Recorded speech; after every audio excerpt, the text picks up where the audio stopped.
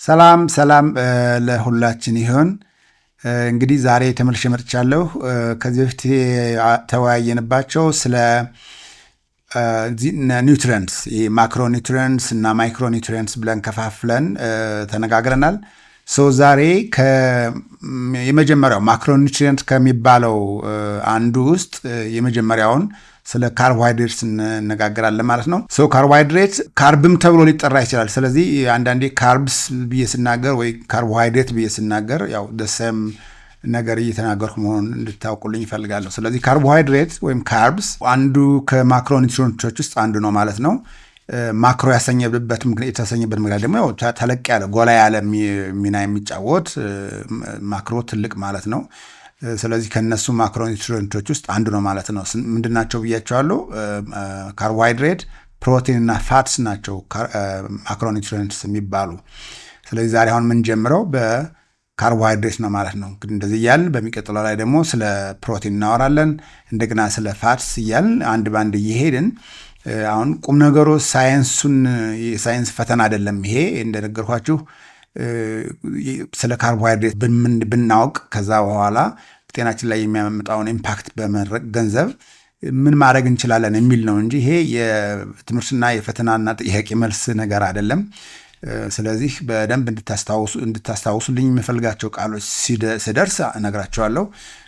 እንቀጥላለን ማለት ነው። ስለዚህ ካርቦሃይድሬት ወይም ካርብስ ምንድናቸው? ምንድነው ካርቦሃይድሬት ራሱ? ቤዚካሊ በቃ ዋናው በአብዛኛው የኃይል ምንጫችን እንግዲህ ኃይል ያስፈልገናል። ማንኛውም ሴሎቻችን እኛ ደግሞ የሴሎች ጥርቅም ስለሆን ሴሎቻችን የሚያስፈልጋቸውን ነገር በሙሉ በስራቸውን ለመስራት ኃይል ያስፈልጋቸዋል፣ ኢነርጂ። ስለዚህ ዋናው የኢነርጂ ሶርሳችን ከኒውትሪሽን አንጻር ካርቦሃይድሬት ነው ማለት ነው። እሱ ደግሞ ብዙ ጊዜ የሚለካው ካርቦሃይድሬት በግሉኮስ ነው። በእርግጥ የደም ህዋሶች ወይም ደግሞ ሴሎች የሚጠቀሙት ነገር በሙሉ እንደ ኃይል ምንጭነት ግሉኮስ ነው። የተለያዩ ነገሮች ወደ ግሉኮስ ተቀይረው ይጠቀማሉ። ግን ፕራይመሪሊ ቀጥታ ወደ ግሉኮስነት የሚቀየረው የካርቦሃይድሬት ነገሮች ናቸው ማለት ነው። ስለዚህ ካርቦሃይድሬት ዋናው የኤነርጂ ሶርሳችን ነው፣ ምንጫችን ነው ማለት ነው። ካርቦሃይድሬቶች በዋናነት ደግሞ እንደገና በሁለት ይከፈላሉ። አንደኛው ይሄ ሲምፕል ካርቦሃይድሬት የሚባለው ነው፣ ሲምፕል ካርቦሃይድሬትስ። ሁለተኛው ደግሞ ኮምፕሌክስ ካርቦሃይድሬትስ ይባላሉ። ሲምፕል እና ኮምፕሌክስ የሚያሰኛቸው ነገር ሞለኪውሎቹ የተያያዙበት ሁኔታ ነው። ሲምፕል ካርቦሃይድሬት ወደ ግሉኮስ ለመቀየር ብዙም እርምጃ ፕሮሰስ የማያስፈልገው ነው። ወዲያውኑ ቶሎኑ የሚቀየርና ወደ ደማችን ከተመገብነው በኋላ አንጀታችን ውስጥ ወደ ደም የሚዋሃድበት በአጭር ጊዜ ማለት ነው። ሲምፕል ያሰኘው እሱ ነው። ብዙ ፕሮሰስ የማያስፈልገው ነው። ሲምፕል ካርቦሃይድሬት ይባላል። ሌላ ደግሞ ግን ትንሽ የተለያዩ ኤንዛይምስ እና ሌሎች ነገሮች አክት አድርገውበት በሹገሩ ላይ ወደ ሲምፕል እንዲቀየር የሚሆን ከሆነ ሞር ኮምፕሌክስ ነው ማለት ነው። ኮምፕሌክስ ካርቦሃይድሬትስ እና ሲምፕል ካርቦሃይድሬትስ። ስለዚህ አሁን የጠረጴዛ ስኳር አሁን ለምሳሌ ብንቅመው ወዲያውኑ ወደ ደማችን ስለሚዋሃድ ሲምፕል ያሰኘዋል ማለት ሲምፕል ካርቦሃይድሬት ነው።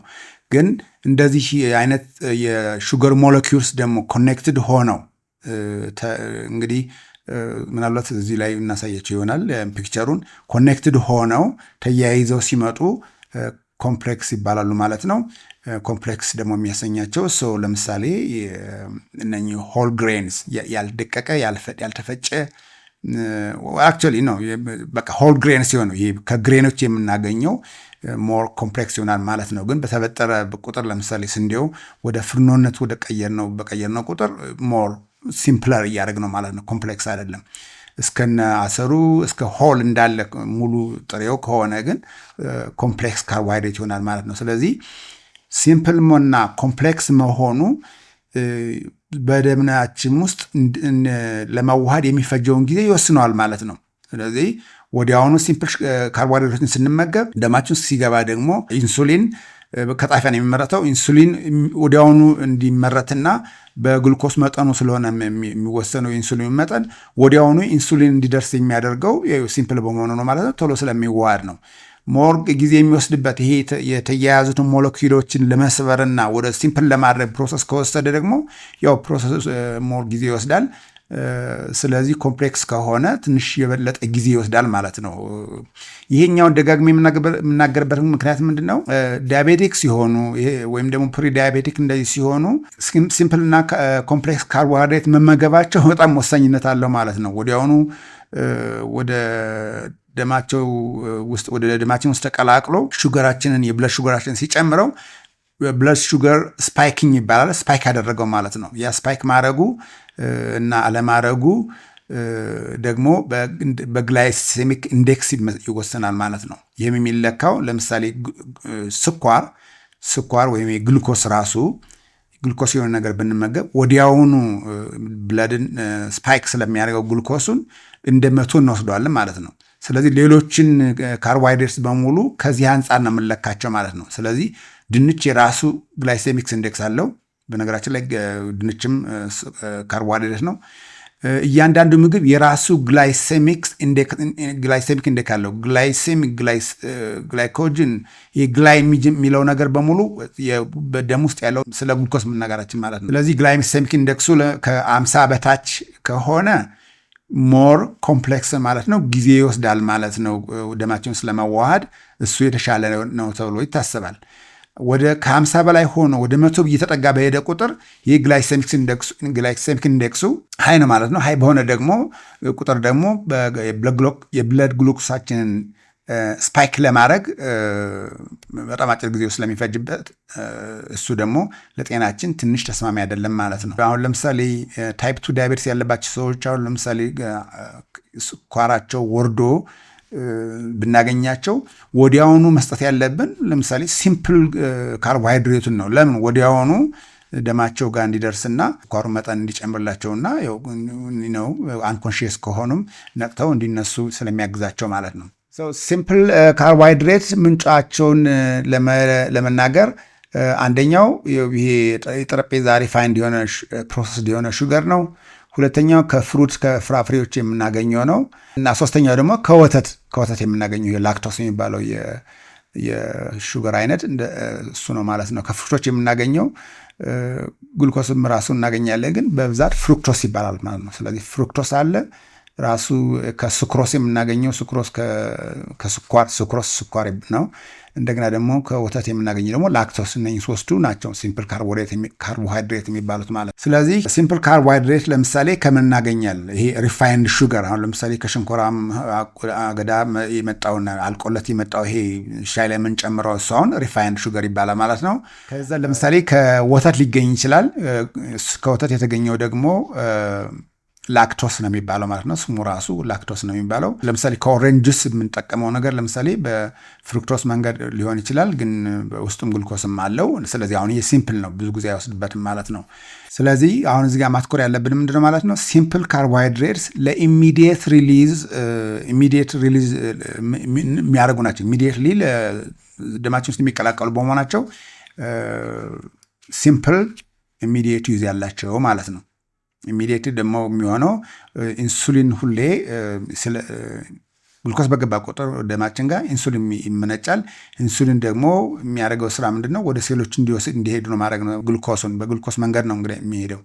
ግሉኮሱ ሊቨር ጋር ወደ ሴሎቹ ይሄድና ሴሎቹ መጠቀሙት ከሆነ ኢሚዲየትሊ ለኤነርጂ ዩዝ ይጠቀሙበታል ማለት ነው። የማይጠቀሙበት ከሆነ ደግሞ ወደ ስቶሬጅ ወደ መጠራቀም ሂደት ይሄዳል ማለት ነው። መጀመሪያ የሚያጠራቅመው የሰውነታችን አካል ደግሞ ፕሮሰስም የሚያደርገው ራሱ ጉበት ነው ማለት ነው፣ ሊቨር ነው ማለት ነው። የሚቀጥለው ደግሞ ይሄ ኮምፕሌክስ ካርቦሃይድሬትስ የሚባሉ ናቸው ማለት ነው። ኮምፕሌክስ ካርቦሃይድሬትስ እንደነገርኳችሁ ሲምፕል ሞለኪውልስ ተያይዘው የመጡ ሞለኪውሎች ማለት ነው። ስለዚህ እነሱን ብሬክ አድርጎ ወደ ሲምፕል ቅነት ቀይሮ ወደ ደማችን እስከሚጠቀምበት ድረስ ትንሽ የበለጠ ጊዜ ሊወስድ ይችላል። ግን ይሄ በሞለኪውሎቹ የመሳበርና ወደ ሲምፕልነት የመቀየራቸው ግን የሚጀምረው ከአፋችን ውስጥ ነው። አፋችን ውስጥ ኢንዛይሞች አሉ። ስለዚህ ለምሳሌ አሚሌዝ የሚባል ኢንዛይም አለ። እሱ መስበሩ ይጀምራል ማለት ነው። ጨጓራችን ውስጥ ደግሞ የበለጠ በሌሎችም እና ኢንዛይሞች ስላሉ እነሱ ይሰባብሩታል። ስለዚህ ሞር ከሲምፕል ከኮምፕሌክስ ወደ ሲምፕል እየተቀየረ በፍጥነት ነው የሚሄደው ማለት ነው።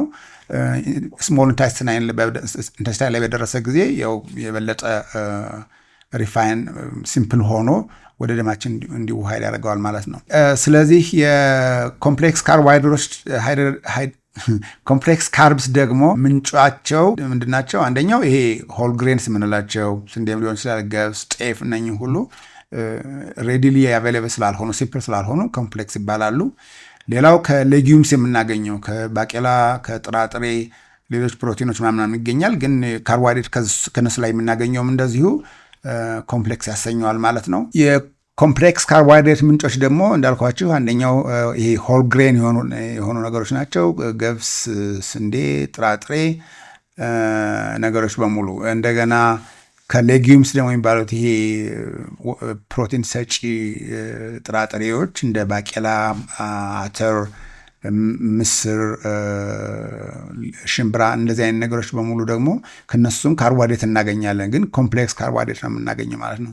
ሌላ ሶስተኛው ምንጭ ደግሞ ስታርቺ የሆኑ ምግቦች ለምሳሌ ድንች ማለት ነው። ስኳር ድንች ሊሆን ይችላል፣ ኦር ኖርማል ድንች እንደዚሁ እነሱ ኮምፕሌክስ ካርቦሃይድሬት ናቸው ማለት ነው። ስለዚህ እነሱ ሞር ፕሮሰስድ ሆነው ወደ ደማችን እንዲቀላቀሉ ለማድረግ በግሉኮስነት ተቀይረው እንዲቀላቀሉ ወደ ደማችን ሞር ጊዜ ይፈጃሉ ማለት ነው። ስለዚህ ሞር ጊዜ ከወሰዱ ደግሞ ደማችን ውስጥ ግሉኮስን ስፓይክ ለማድረግም ሞር ጊዜ ይወስዳል ማለት ነው። እሱ በተለይ በዳያቤቲክስ በታይፕ 2 ዳያቤቲክስ ማኔጅመንት ላይ ሚና ስላለው ነው ይህንን ማትኮር የመናገር የፈለኩት። ካርቦሃይድሬትስ እንዳልኳችሁ የት ይጀምራል? የእሱ ፕሮሰስ መደረጉ ከተመገብነው አፋችን ውስጥ ካስገባነው ጀምሮ ፕሮሰሱ ይጀምራል ማለት ነው። ኢንጀክሽን ወደ አፍ ውስጥ ማስገባት ማለት ነው።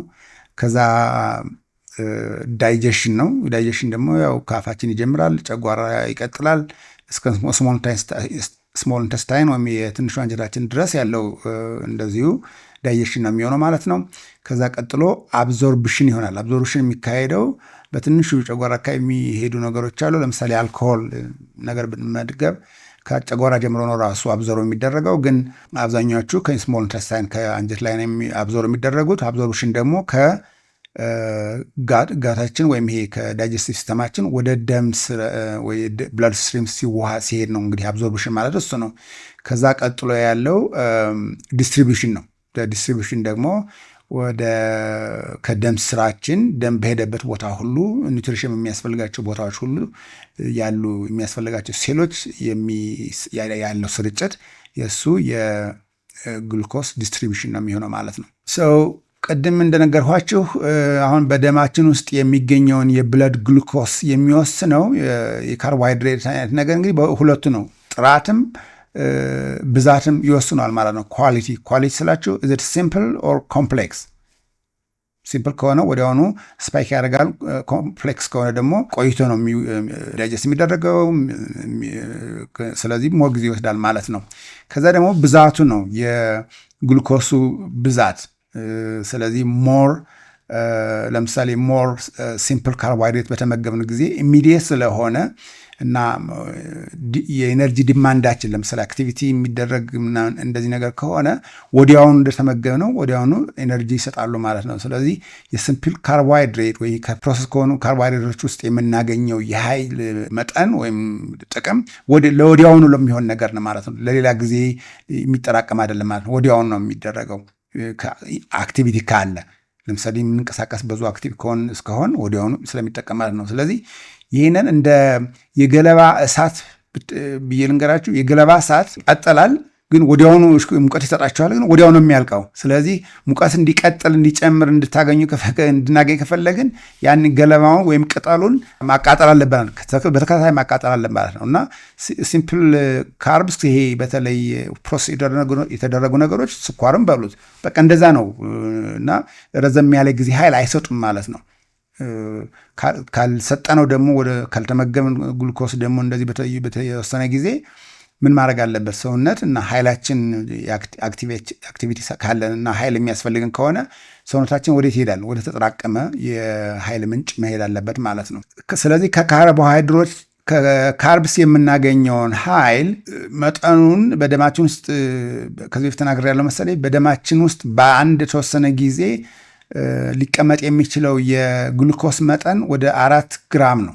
4 ግራም ግሉኮስ ነው። 4 ግራም ግሉኮስ ደግሞ ማለት የአንድ የሻይ ማንኪያ ያህል ማለት ነው። ስለዚህ ከዛ በላይ ከሆነ ወይም ከዛ በታች ከሆነ ሰውነታችን ባላንስ መጠበቅ ስላለበት ይሄ ሆሚዮስታሲስ የሚባለው ነገር መጠበቅ ስላለበት እንደተመገብ በደማችን ውስጥ የግሉኮስ መጠን ይጨምራል ማለት ነው። ከጨመረ ከ4 ግራም በላይ በአቨሬጅ ነው የምለው፣ ከ4 ግራም በላይ ከሆነ ይህንን ባላንስ ለመጠበቅና ወደ 4 ግራም እንዲመለስ ለማድረግ ከፓንክሪያስ ወይም ጣፊያችን ኢንሱሊን ያመነጭና ኢንሱሊን ደግሞ መልክተኛ ነው። ሄዶ በየሴሎች ይሄድና በደም ላይ ይህን ያህል የበዛ ግሉኮስ አለ፣ ስለዚህ ሴሎች እናንተ እንድትጠቀሙ ብሎ ይሰጣቸዋል ማለት ነው። ሴሎች ደግሞ አክቲቪቲ ያላቸው ኢነርጂ የሚፈልጉ ከሆነ ኢነርጂ ዲማንድ አለ ማለት ነው፣ ይጠቀሙበታል ወዲያውኑ። ኢነርጂ ዲማንድ ከሌለ ሴሎቹ ያለው አማራጭ ምንድን ነው? እንደገና ወደ ማጠራቀም ሁኔታ ይሄዳሉ ማለት ነው። ለማጠራቀም ደግሞ የሚያጠራቀመው የመጀመሪያ አጠራቃሚ ማነው? ፕሮሰስ አድርጎ ጉበት ነው። ስለዚህ ጉበት ግሉኮስን ወደ ግላይኮጅን ይቀይርና ያጠራቅማል ማለት ነው። ይሄ ግላይኮጅንም ራሱ ማጠራቀም የሚችለው ጉበት ደግሞ ወደ 100 ግራም አካባቢ ነው። ያን ያህል ያጠራቅማል። ከዛ የተረፈውን ግን ከግላይኮጅን የተረፈውን መጠራቀም የተረፈውን ደግሞ ወደ የፋት ስቶሬጅ ይሄዳል ማለት ነው። ስለዚህ ጉበት በግላይኮጅን መንገድ ያጠራቅማል። ከሱ የተረፈው ደግሞ በቅባትነት በስብነት በሌሎች ሰውነታችን ውስጥ ይጠራቀማል ማለት ነው።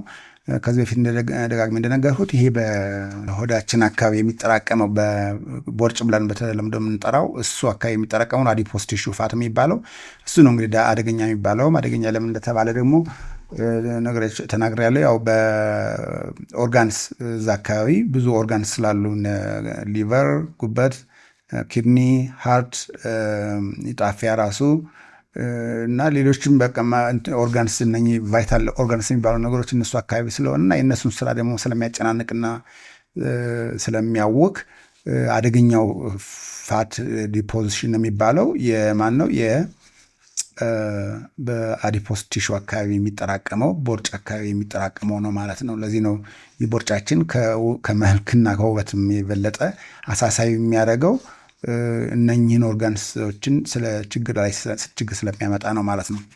የአመጋገባችን ይሄ በብዛት ፕሮሰስ የሆኑ ካርቦሃይድሬትስ ወይም ካርብስ በተጠቀምን ቁጥር ደማችን ውስጥ ብዙ ግሉኮስ እንዲጠራቀም ባደረግን ቁጥር ሞር ኢንሱሊን ይመነጫል ማለት ነው። ከየት? ከፓንክሪያስ። ሞር ኢንሱሊን በማመንጨት ደግሞ ያ ኢንሱሊኑ በደማችን ውስጥ መኖር የሚገባውን የኖርማል አማውንት እንዲቆጣጠረው ያደርጋል ማለት ነው። ስለዚህ እኛ እንበላለን፣ ኢንሱሊን ይመነጫል፣ በደማችን ውስጥ ያለውን ግሉኮስ ኖርማል ያደርገዋል ማለት ነው። ስለዚህ ሞር በበላን ቁጥር አሁንም እንደገና ሞር ኢንሱሊን ይመነጭና ኖርማል ያደርገዋል ማለት ነው። ስለዚህ ለምሳሌ እንደበላን ማለት ነው፣ እንደበላን ይሄ ፌድ ስቴት ነው የሚባለው ለ2-3 ሰዓት ውስጥ ሃይ ነው የሚሆነው። ያ ደግሞ መጠኑ በተለያዩ ሰዎች የተለያየ ደረጃ ነው የሚኖረው። ስለዚህ አሁን በኖርማል ይሄ ታይፕ 2 ዳያቤቲስ የሌለበት ሰው መጀመሪያ እንደበላ እንደተመገበን ከ120 እስከ 140 ሊሆን ይችላል የብለድ ግሉኮሱ መጠን ማለት ነው። ከ120 እስከ 140። ፕሪ ዳያቤቲስ ከሆነ ደግሞ ከ140 እስከ 199 እስከ 200 ድረስ ይሆናል ማለት ነው። ዳያቤቲክ የሆኑ ሰዎች ግን ከበሉ በኋላ እስከ 2-3 ሰዓት ውስጥ እስከ ከ200 በላይ ነው የሚሆነው ማለት ነው። አሁን ልዩነቱ የነኚህ ሶስቱ ምንድን ነው? እነኚህ ኖርማል ሰዎች እስከ 140 ቢደርስም ወዲያውኑ ቶሎ ይወርዳል። ለምን? ኢንሱሊን ቴኬር ስለሚያደርገው ብዙ ኢንሱሊን አመንጭተው ቴኬር ሲያደርገው ስለሚያደርገው ተመልሶ ወደ ኖርማል ይሆናል። ኖርማሉ ምንድን ነው ብያለው? ከ100 በታች የሆነ ማለት ነው። ከ70 እስከ 100 ነው ኖርማሉ። ከ2-3 ሰዓት በኋላ ተመልሶ 70 እስከ 100 ከሆነ የጤናማው ሰው በቃ ኖርማል ሆኗል ማለት ነው። ፕሪዲያቤትስ ከሆነ ደግሞ ከ140 እስከ 199 ብያቸዋል አይደለም? ከ2-3 ሰዓት እስከ በላም በኋላ ግን ኢንሱሊን ብዙ የመነጭና ወደ መት ይመልሰዋል። ኖርማሉ ከ100 እስከ 125 ድረስ ያደርገዋል ማለት ነው ከ2-3 ሰዓት በኋላ። ታይፕ 2 ዳያቤቲስ ያለባቸው ሰዎች ግን ሊቆይም ይችላል። ከ200 በላይ ሆኖ ብዙ ጊዜ ሊቆይ ይችላል። ከወረደም ከ126 እንደዚህ ጀምሮ እስከ 200 ድረስ ነው የሚወርደው ማለት ነው። ብዙ አይወርድም። ስለዚህ እነኚህ ሰዎች ብዙ ሞር ግሉኮሳውን ካለ ቶሎ እየበላን ብዙ ግሉኮስ በሰውነታችን ውስጥ እንደዚህ ካለ በኢንሱሊን ያሉ ሰዎች ደግሞ እንደገና ታይፕ 2 ዳያቤቲስ የያዛቸው ሰዎች ደግሞ ኢንሱሊን ቢመነጭም ግን ከጊዜ በኋላ ሬዚስታንስ ሴሎቹ ሬዚስታንስ ይፈጥራሉ። ያ ሬዚስታንስ ምንድነው ብያቸዋለሁ። ሞር በቃ በተከታታይ ማለት ነው ለአንድ ቀን ለሁለት ቀን ለሶስት ቀንም አይደለም ለብዙ ዓመታት ሳናቋረጥ ብዙ ግሉኮስ ብዙ ካርቦሃይድሬቶችን በመመገብ በደማችን ውስጥ ያለውን የግሉኮስ መጠን በመጨመር ኢንሱሊን እየሄደ እየተቆራጠረው ዝቅ ሲያደርግልን ቆይቶ ከጊዜ በኋላ ግን ይሄንን ማድረግ ያስቸግረዋል። ለምን ሴሎቹ በቃ ይሰለቻቸዋል፣ ሬዚስታንት ይሆናሉ። ኢንሱሊን ሴንሲቲቭ የነበሩት ሴሎች ከጊዜ በኋላ ይሰላቹና ሬዚስታንስ ይፈጠራል ማለት ነው።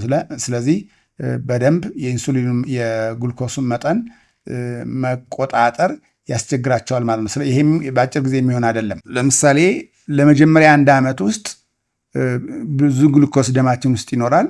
ወዲያውኑ ደግሞ ብዙ ኢንሱሊን ይመነጭና ከፓንክሪያስ፣ ስለዚህ የግሉኮስ መጠናችን ኖርማል ይሆናል ማለት ነው። አይታወቅም በቃ ይሄ ችግር እንዳለ ለመጀመሪያው ዓመት ላይ ምንም ሁሉም ነገር ኖርማል ነው የሚሆነው። እንዴት ነው? ኢንሱሊን ሞር በመመንጨቱ ማለት ነው። በ5 ዓመት ውስጥ ግን አሁንም የግሉኮስ መጠን ይጨምራል። የኢንሱሊን መጠኑ ግን በጣም አሁንም ይጨምር በፊቱ ከዚህ መጀመሪያ 1 ዓመት ከነበረው በጣም ይጨምራል ማለት ነው። ግን የግሉኮስ መጠናችን የደም ውስጥ ያለ የግሉኮስ መጠናችን ሰምሃው ስቲል አሁንም ኖርማል ውስጥ ነው የሚሆነው ማለት ነው። እንደዚሁ እስከ 10 ዓመት አካባቢም እንደዚሁ የግሉኮስ መጠናችን ምንድነው ማለት ነው አሁንም ኖርማል ነው የሚሆነው። ብዙ ግሉኮስ እንመገባለን፣ ግን ሞር አሁንም በጣም ብዙ ኢንሱሊን ይመነጭና የግሉኮስ መጠናችን በደማችን ውስጥ ያለው አሁንም ኖርማል ይሆን ማለት ነው። 10 ዓመት እንግዲህ እስከ 10 ዓመት ድረስ ለውጥ ብዙም ግሉኮሳችን ላይ አይታይም ማለት ነው።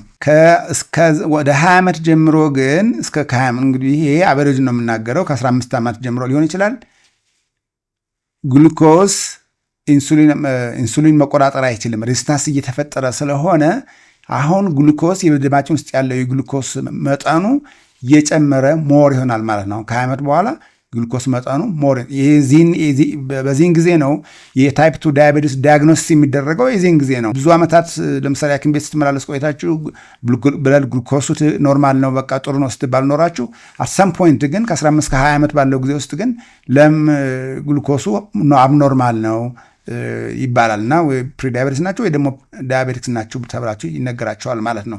ይሄ ነው ልዩነቱ። ስለዚህ አብኖርማል የብለድ ግሉኮስ ለመፍጠር ይሄ በ1 ዓመት በ2 ዓመት 3 ዓመት አይደለም፣ ረጅም ጊዜ ይወስድና ሴሎቹ ለኢንሱሊን አልታዘዝም ሲሉና ሴሎች ደግሞ ወይ ለኤነርጂ መጠቀም ወይ ደግሞ ዲፖዚት ለማድረግ በስነ ስርዓት በግሉኮስ ውስጥ ያለው ደም ውስጥ ያለውን ግሉኮስ ተጠቅሞ ወይ ለማጠራቀም ወይ ለኤነርጂ ለመጠቀም ታዛዥ አይሆኑም። ሬዚስታንት ሆኑ ማለት ነው። ሴንሲቲቭ አይደሉም ኤኒሞር።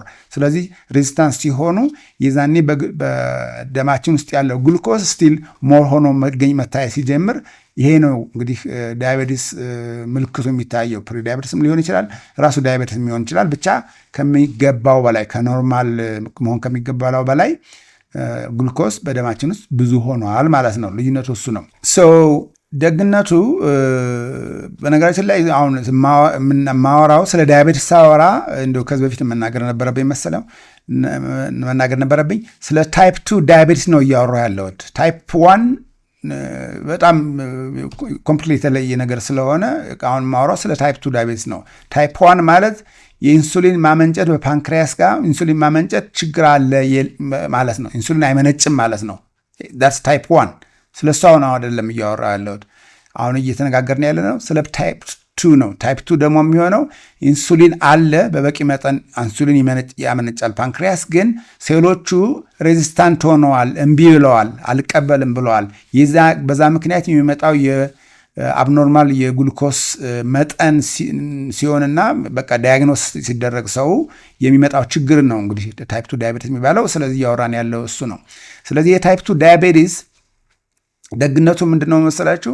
መጀመሪያውኑ ችግሩ እንዲመጣ የሚያደርጉትን ነገሮች ካቆምንና ከቀየርን የሪቨርስ ፖቴንሻል አለው ብያቸዋለሁ። ታይፕ 2 ዳያቤቲስ ያ ማለት ወደኋላ መመለስ ይችላል ማለት ነው።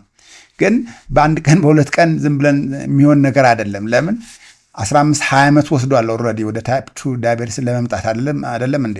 ስለዚህ በአንድ ሌሊት ውስጥ የምንቀይረው ነገር አይደለም። ግን በወሮች ውስጥ የመሻሻል ምልክት ያሳያል። ወደ ኖርማል እንዲመለስ ደግሞ ከ1 እስከ 2 ዓመት በልምድ እንግዲህ ታየው ማለት ነው። በጥናትም እንደታየው ከ1 እስከ 2 ዓመት በወሰደ ጊዜ ውስጥ የዚህን በብዙ ካርቦሃይድሬት በመውሰድ ለረጅም ጊዜ ማለት ነው ደማችን ውስጥ ብዙ ግሉኮስ እንዲኖር በማድረግ ከዛ ደግሞ ኢንሱሊን ሲመነጭ ደግሞ ኢንሱሊን በብዛት የማመንጨቱን ፕሮሰስ ሴሎች ሲደክማቸው ሲሰለቻቸው ለእሱ ደግሞ አንታዘዝም ሲሉ የሚመጣው የብለድ ግሉኮስ ማሻቀብ ወደ ላይና ብዙ መሆን ችግሩ ወደኋላ የመመለስ እድል አለው። ምን ካረግን ጠንክረን ለ1-2 ዓመት ጠንክረን ከሰራን ወደኋላ የመመለስ እድል አለው ማለት ነው። ግን ምንድነው ችግሩ ታዲያ? አሁን የብለድ ግሉኮስ ቢጨምር ራሱ ችግሩ ምንድነው ልትሉ ትችላላችሁ። ችግሩ ብለድ ውስጥ ነው፣ ደም ውስጥ ነው ግሉኮሱ ያለው። ስለዚህ ጣፋጭ ደም ነው ማለት ነው። ደማችን ውስጥ ያለው ሰውነታችን ውስጥ ያለው ደም ጣፋጭ ነው ማለት ነው። እንግዲህ በዚህ ሁኔታ አስቡት። ደም ደግሞ የትም ቦታ ይሄዳል፣ ሁሉም የሴሎቻችን ጋር ይሄዳል። ኢነርጂ ሲያስፈልጋቸው ደም ነው ሄዶ ኦክሲጅንና ኒውትሪሽን የሚሰጣቸው። ስለዚህ ደም በሄደበት ቦታ ያሉት ሴሎች በሙሉ ምን ያገኛሉ ማለት ነው? ግሉኮስ ያገኛሉ፣ ትርፍ ግሉኮስ ያገኛሉ ማለት ነው። ስለዚህ የግሉኮስ ደግሞ በሄደበት ቦታ ሁሉ በዲኤንኤ ጋም ሊሆን ይችላል፣ በማስል ሴሎች አካባቢ ሊሆን ይችላል፣ በኦርጋኖች አካባቢ ሊሆን ይችላል። ኤኒዌር በሄደበት ቦታ ሁሉ የመለጠፍ ባህሪ ያለው ግሉኮስ ከሌሎቹ ጋር ከፕሮቲኑ ጋራም ሊሆን ይችላል፣ ከፋትም ጋራ ከዲኤንኤም ጋራ ኤኒ ኦርጋንስ ማለት ያ በእንግሊዝኛው ግላይኬሽን ይባላል። ይሄ ግላይኬሽን ለረጅም ጊዜ በሄደ ቁጥር ተጣብቆ መቅረት ማለት ነው።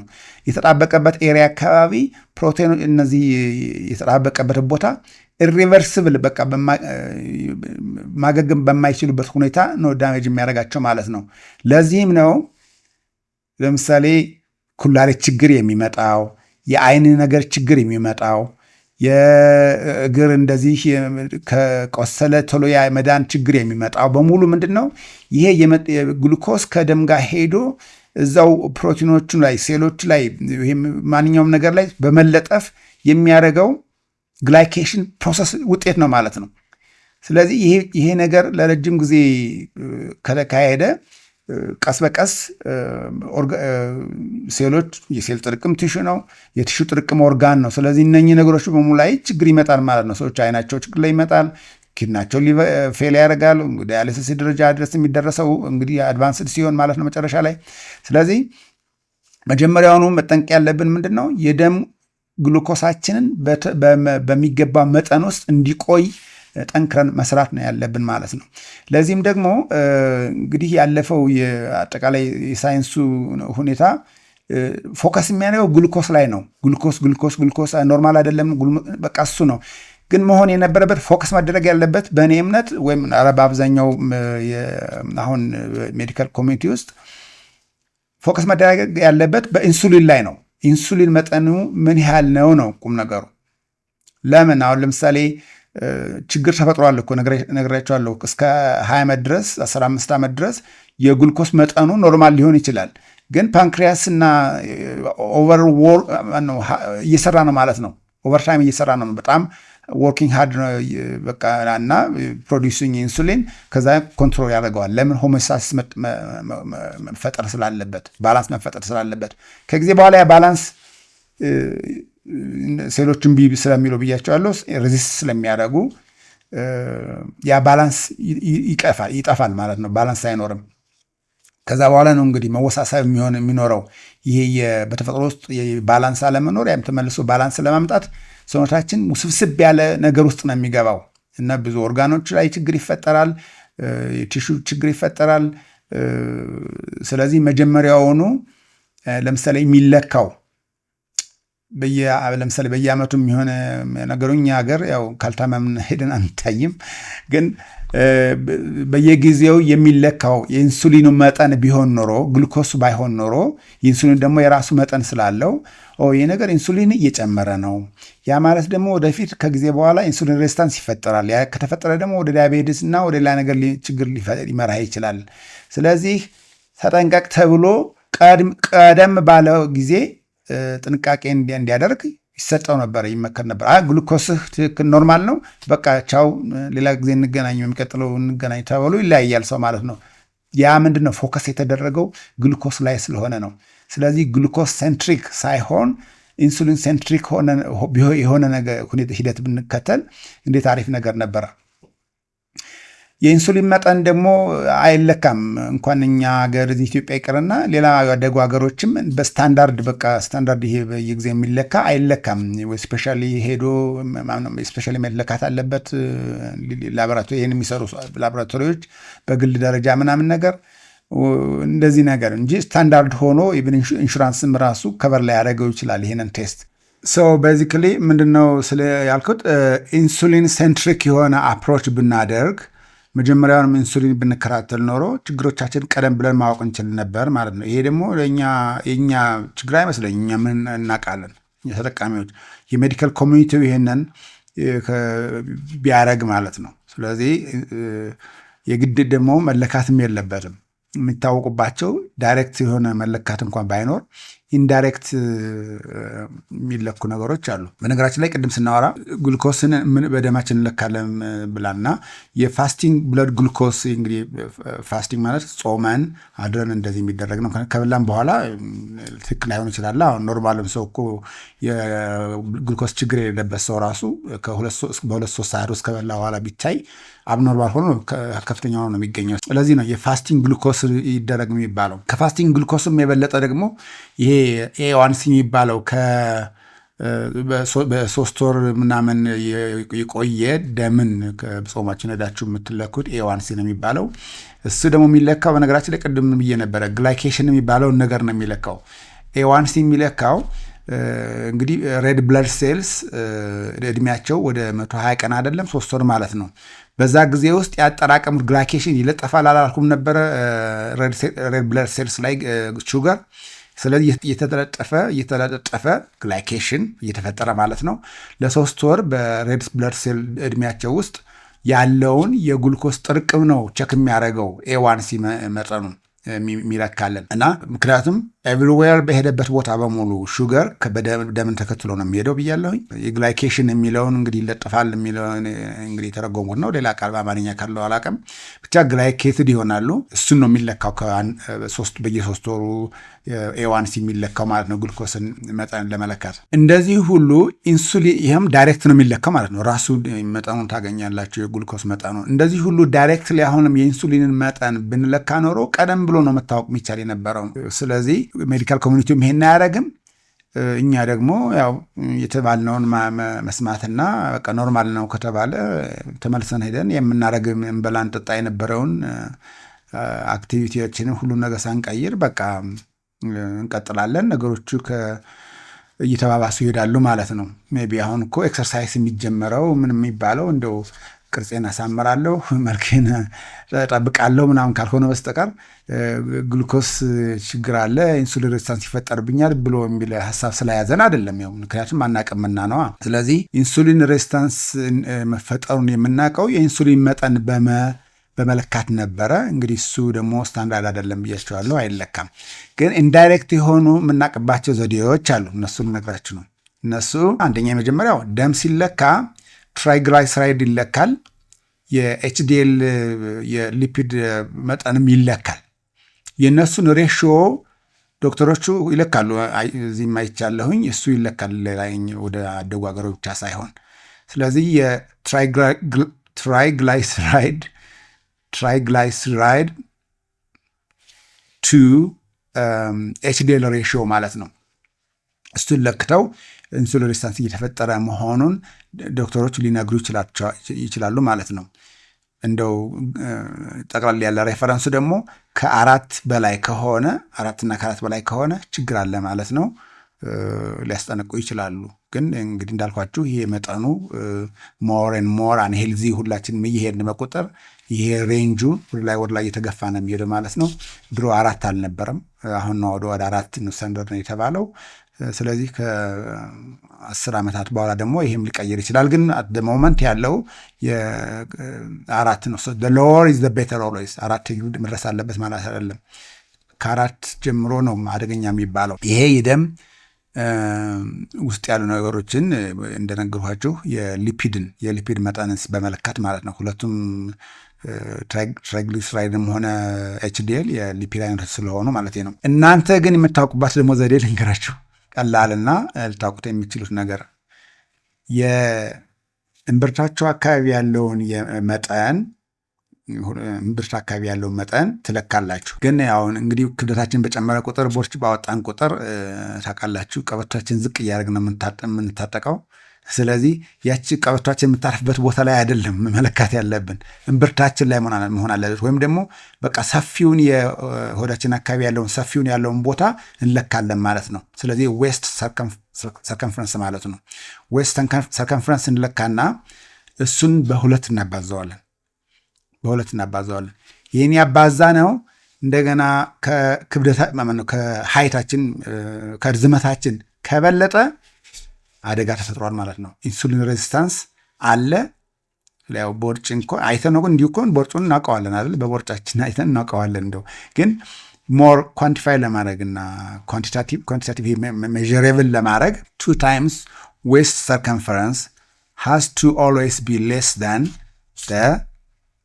your height የሁላችንም ሀይት ማለት ነው። ስለዚህ አንድ ሰው ስንት ነው? ሜትር ከ70 እንበለው ወደ እኔ መጠን አካባቢ ልወሰደውና ሜትር ከ72 ነኝ ለምሳሌ። ስለዚህ ስንት ቢሆን ነው የሚሻል? ለምሳሌ 34 ቢሆን 34 ሲባዛ በ2 ስንት ይሆናል ማለት ነው? 68 ማለት ነው።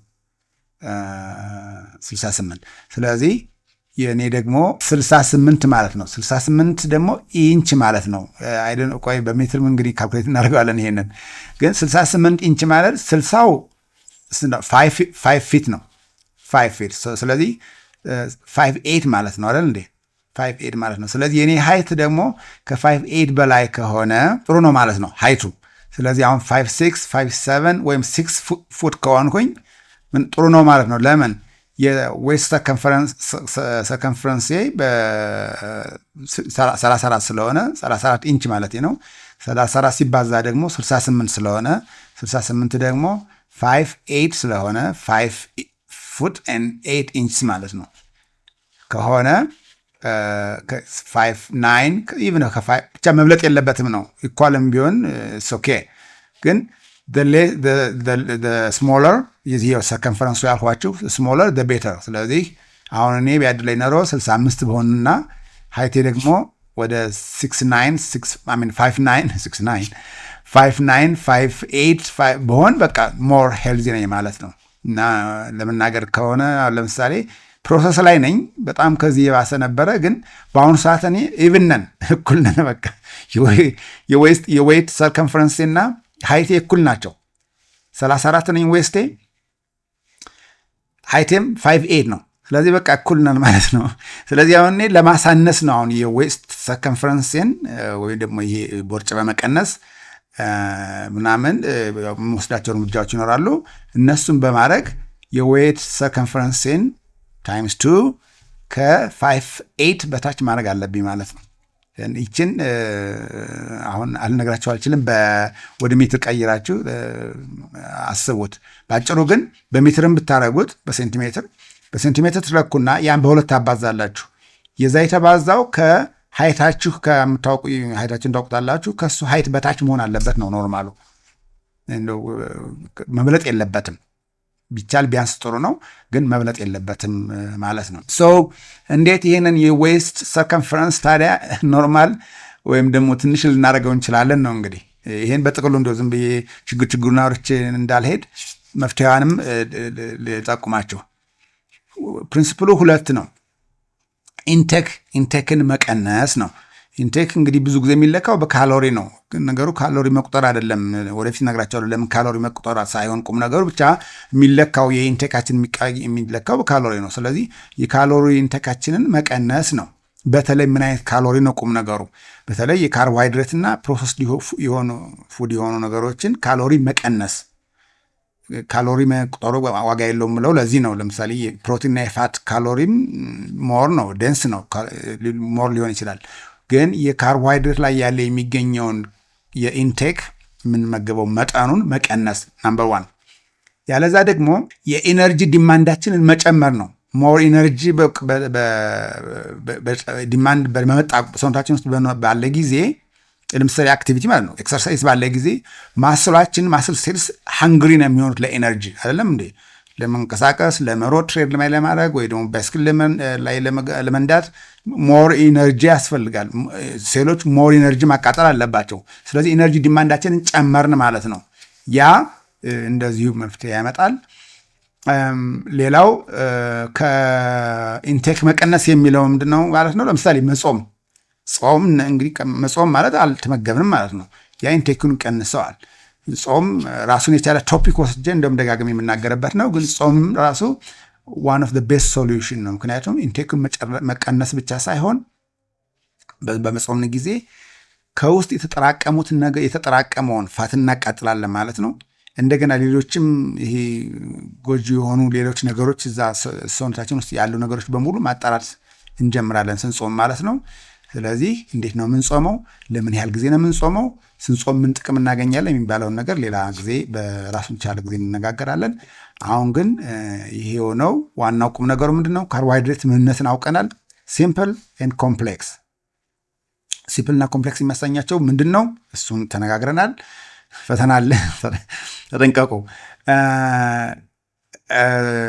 አይቀልዴ ነው ፈተናው የሚቀርና ከዛ ቀጥሎ ሞር ካርቦሃይድሬትስ በተጠቀምን ቁጥር ሰውነታችን ውስጥ ምንድን ነው የሚደረገው? በተለይ የሲምፕል ካርቦሃይድሬት በተመለገበ ጊዜ ምንድን ነው የሚደረገው? ሞር ኢንሱሊን ደማችን ውስጥ ሞር ግሉኮስ አለ ማለት ነው። ሞር ግሉኮስ ካለ ደግሞ ሞር ኢንሱሊን ተመነጨ ማለት ነው። ያ ኢንሱሊን ሞር ተመንጭቶ ነው የሚባለው። ሞር ኢንሱሊን ሲክሬትድ በሆነ ቁጥር ደግሞ ግሉኮሳችንን ኖርማል ባላንስ ሆሞስታሲስ እንዲፈጠር ያደርጋል ማለት ነው። ይህንን እያደረግን ለረጅም ጊዜ የግሉኮስ መጠናችን ሳይጨምር መጨመሩን አይጨምርም። በእርግጥ የችግር መፈጠሩን ኢንሱሊን እየተፈጠረ ችግሩን እየተቆጣጠረልን ግን ወደ ችግር እየሄድን መሆኑን ሳናቅ እንቆያለን። ግን ከጊዜ በኋላ ግን ኢንሱሊን ሬዚስታንስ ሲፈጠር ግሉኮስ ኖርማል ስለማይሆን ዳያቤቲስ አለብህ ወይም ፕሪ ዳያቤቲስ ተብሎ እንነገራለን። መደናገጥ ይመጣል ማለት ነው። ስለዚህ ያ ደግሞ ረጅም ጊዜ ይወስዳል፣ እስከ 15-20 ዓመት ነው ማለት ነው። ግን ወደኋላ ሪቨርስ መደረግ ይችላል። ሪቨርስ ለማድረግ ግን 20 ዓመት አቢዩዝ ነው ያደረግነውን ሰውነታችንን በ20 ቀን አንመልሰውም። ቴክስ ማንዝስ ኢቭን ትንሽ እንደው ውጤት ለማየት የተወሰኑ ወሮችም ያስፈልገናል። ግን መልሰን ወደ ዳያቤቲስ ከገባን ታይፕ 2 ዳያቤቲስ ከገባን ሪቨርስ ስናደርግ መጀመሪያ ፕሪ ዳያቤቲስ ነው የምንገባው። ከዛ ወደ ኖርማል እንሄዳለን። ያ ደግሞ በ1 ዓመት ውስጥ ፕሪ ዳያቤቲስ ተመልሰን ልንገባ እንችላለን። 2 ዓመት ውስጥ ደግሞ ኖርማል ልንሆን እንችላለን። ይሄም ከራሴ ልነግራችሁ እችላለሁ።